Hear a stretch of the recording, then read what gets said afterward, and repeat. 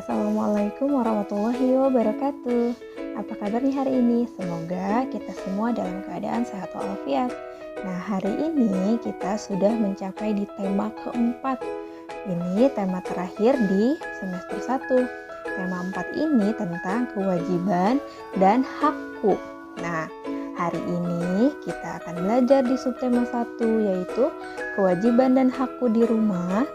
Di pembelajaran ke-1 dan ke-2, kalian bisa membuka buku paket 3D di halaman 3. Nah, materi yang akan kita pelajari hari ini adalah yang pertama, menemukan dan menuliskan kalimat saran. Lalu selanjutnya menyanyikan lagu dengan diiringi pola irama tertentu atau pola irama sederhana. Lalu yang ketiga, menuliskan dua bilangan dengan jumlah tertentu. Yang keempat, menyebutkan kewajiban dan hak berkaitan dengan pakaian. Nah, kita mulai di materi yang pertama, yaitu tentang ada lagi ternyata menuliskan kalimat saran berdasarkan peristiwa. Nah, di pembelajaran yang pertama yang akan kita bahas hari ini adalah tentang memberi saran. Nah, di sini di teks yang ada di halaman 3 ini kalian bisa membacanya di rumah ya. Di situ merupakan cerita tentang anggota keluarga. Di situ ada keluarga Nina dan Adi. Di situ juga ada ayah dan juga ada ibu.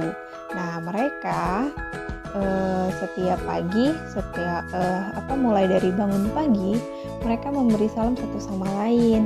Ayah dan ibu mengajak Adi dan Nina beribadah, lalu Nina membereskan tempat tidur, lalu mereka makan bersama dan lain-lain. Nah, mendapat kasih sayang dari orang tua itu merupakan hak kita ya sebagai anak. Anak juga sebaiknya menjalankan kewajiban. Apa kewajiban seorang anak? Yaitu menghormati dan berterima kasih kepada orang tua salah satunya ya. Nah, di sini setelah kalian membaca teks tadi, nah di halaman 4 di sini bisa kalian baca lagi. Yang pertama, agar terasa nyaman, semua anggota keluarga sebaiknya menjalankan kewajibannya. Lalu yang kedua, namun anak juga sebaiknya menjalankan kewajibannya. Lalu yang ketiga, akan tetapi mereka juga sebaiknya berbicara dengan santun dan tutur kata yang baik. Nah, dari ketiga kalimat tadi itu memiliki persamaan. Nah, kalimat tadi merupakan contoh dari kalimat saran. Kalimat saran itu apa? Kalimat saran adalah kalimat yang berisi imbauan untuk melakukan atau tidak melakukan sesuatu. Nah, kalimat saran ini biasanya menggunakan kata sebaiknya atau kata seharusnya. Misalnya, sebaiknya kita belajar dengan tekun agar kita menjadi pandai. Seperti itu. Itu merupakan contoh kalimat saran. Nah, lalu di sini di halaman 4 ini ada contohnya, misalnya keadaannya adalah suatu pagi di rumah Deli sangat sibuk. Ayah menyiapkan kendaraan untuk bekerja, ibu menyiapkan sarapan pagi. Deli bertugas menyapu lantai ruang makan. Meskipun sibuk, suasana tetap damai. Nah, apa saranmu agar suasana rumah Deli tetap damai? Nah, kalimat sarannya adalah bisa contohnya seperti ini. Sebaiknya keluarga Deli mengerjakan tugas masing-masing, lalu mereka bisa makan bersama, kayak seperti itu. Atau misalnya agar pekerjaan cepat selesai, sebaiknya setiap anggota keluarga di rumah Deli mengerjakan tanggung jawabnya masing-masing atau kewajibannya masing-masing, seperti itu. Nah, itu merupakan contoh dari kalimat saran. Nah, di sini salah satu kewajiban kita di rumah adalah mematuhi nasihat orang tua. Nah, kalian masih ingat tidak lagu tentang nasihat ibu? Nah, Di sini ada sebuah lagu yang berjudul Nasihat Ibu. Kita menggunakan ketukan 4/4 yaitu agak lambat, yaitu tadi dengan irama sederhana. Nah, coba kita lihat dulu videonya ya.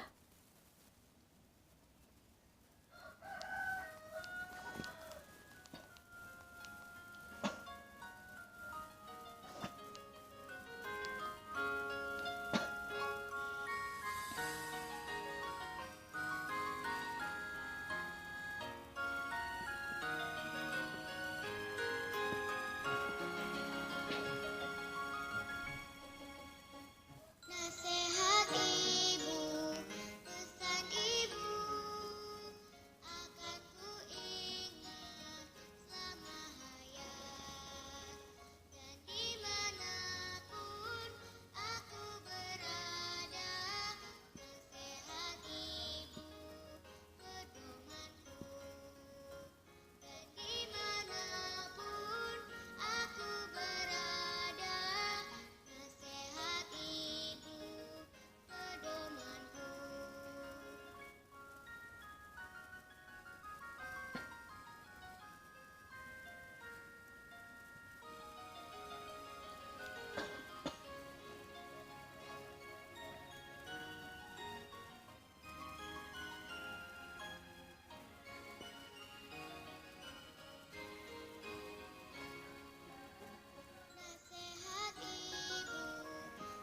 ibu, pesan ibu, akan ku ingat selama hayat. Dan dimanapun aku berada, nasihat ibu, pedomanku. Dan dimanapun aku berada, nasihat ibu, pedomanku.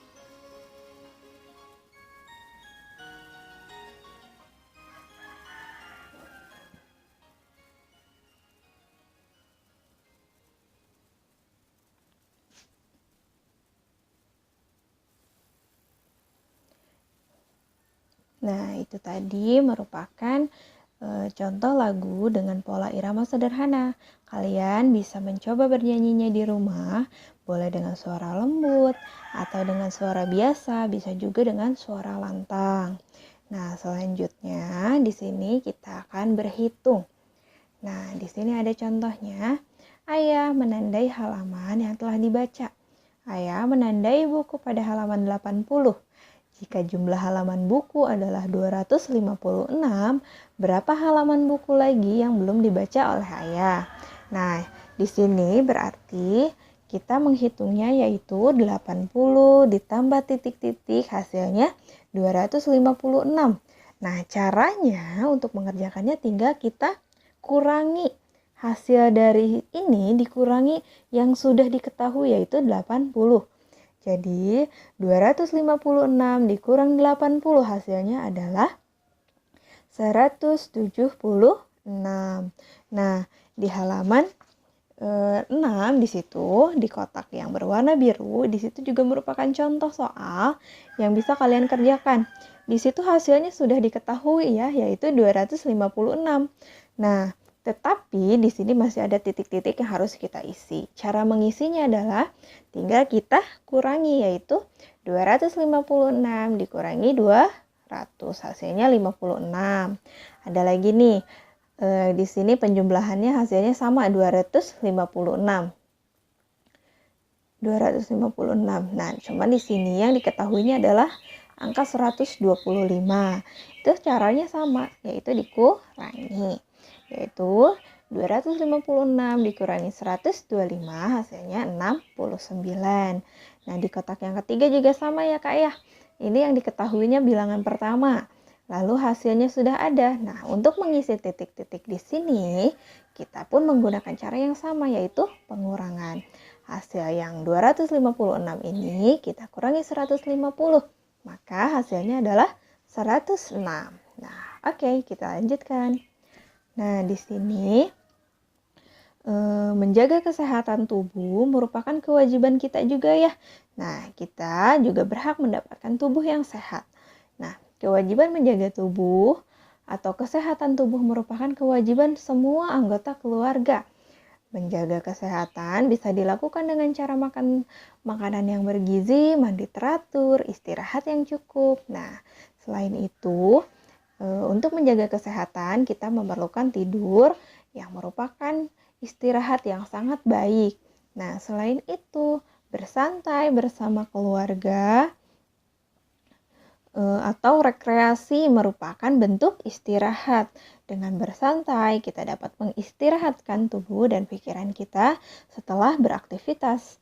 Nah, pergi berekreasi ke tempat yang indah juga dapat membuat pikiran kita menjadi lebih segar dan gembira. Hanya di kondisi sekarang ini, ketika kita keluar rumah, ketika kita berekreasi, kita harus tetap menggunakan protokol kesehatan, ya. Nah, menurutmu cara beristirahat mana yang paling baik? Nah, tadi sudah kita sebutkan, cara beristirahat itu ada macam-macam ya Kak ya. Nah, menurut kalian mana cara beristirahat yang paling baik? Kalau menurut Ibu, yaitu dengan tidur yang teratur atau tidur dengan waktu yang cukup. Nah, selanjutnya di sini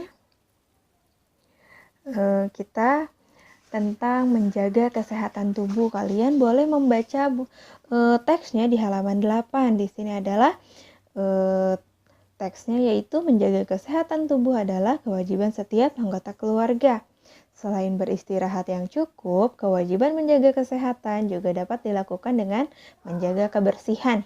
Nah, kebersihan tubuh kita dapat dijaga dengan mandi secara teratur.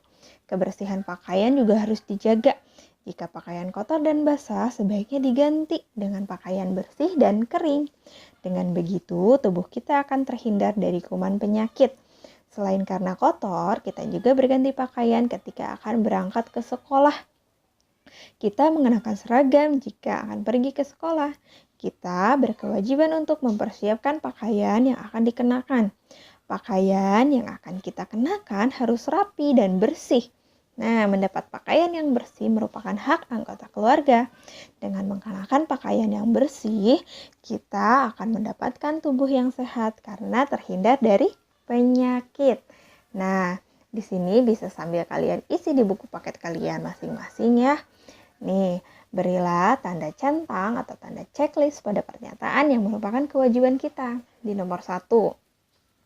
Selalu memakai pakaian yang baru dan bagus, itu kewajiban atau bukan Kak? Bukan ya, karena pakaian tidak harus selalu baru. Jadi yang pertama tidak perlu diberi tanda centang. Lalu nomor 2, memakai pakaian yang bersih dan kering. Tadi sudah kita baca ya Kak, itu merupakan kewajiban kita karena itu merupakan cara kita untuk menghindari penyakit atau kuman. Jadi yang nomor 2 dikasih tanda checklist. Lalu yang ketiga, meletakkan pakaian kotor ya, itu harusnya di tempat cucian. Itu juga kewajiban kita, berarti diberi tanda checklist atau centang. Lalu yang keempat, berhati-hati ketika mengambil pakaian di lemari supaya tidak berantakan. Itu juga merupakan kewajiban kita Kak, supaya tidak berantakan lemarinya. Berarti nomor 4 juga diberi tanda centang. Lalu yang kelima, memakai pakaian yang rapi dan sopan. Itu juga merupakan kewajiban kita ya Kak ya. Jadi nomor 5 juga kita kasih tanda centang. Nah, selanjutnya di sini kalian boleh membaca teksnya. Di Ayo Membaca di halaman 9, kalian boleh membaca teks itu dengan ayah atau ibu kalian, boleh juga dengan kakak untuk belajar. Nah, kalian masih ingat kan tentang memberi saran. Nah, kalian boleh melengkapinya percakapan di sini antara Dika dan Made dengan bahasa kalian sendiri. Nah, sudah selesai pembelajaran kita hari ini. Nah, tugas dari Bu Mira adalah yang pertama, kalian kerjakan soal berikut dengan tepat. Yaitu nomor 1, kalian kerjakan. Nomor 2, nomor 3, nomor 4, nomor 5-nya kerjakan soal bagian nomor 4 saja di halaman 10. Nah, kalian kerjakannya di buku tulis. Jadi, soal nomor 1 sampai nomor 4 Dan soal nomor 4 di halaman 10, kalian tulisnya semua di buku tulis. Supaya untuk mengumpulkannya, kalian cukup menggunakan satu foto saja. Sekian dari Ibu. Jika ada yang belum dipahami, kalian boleh bertanya kepada Bu Mira atau kepada Ibu Nurul. Terima kasih. Wassalamualaikum warahmatullahi wabarakatuh.